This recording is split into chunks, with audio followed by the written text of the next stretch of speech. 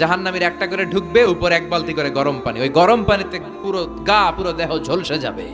এরপরে ফেরেশতারা হাতুড়ি নিয়ে দাঁড়িয়ে থাকবে, পিটানো শুরু করবে। পিটাতে পিটাতে মাসেলগুলোর হাড্ডিগুলো থেতলে যাবে। জাহান্নামের আগুনে জ্বলতে জ্বলতে যখন চামড়াগুলো গোশতেগুলো ঝলসে যাবে, রব্বুল আলামিন নতুন করে চামড়ার গোশত গায়ের মধ্যে ফিট করে দিবে। ওই চামড়া গোশত আবার ঝলসাবে, আবার ফিট। আযাবটা মজা যেন ভালো করে টের পায়। একের পর এক শাস্তি শুরু এবার জাহান্নামে। যারা দুনিয়াতে আত্মহত্যা করছে, ছুরি মারছে, ও খালি ছুরিই মারবে। বিষ খাইছে, খালি বিষ খাবে।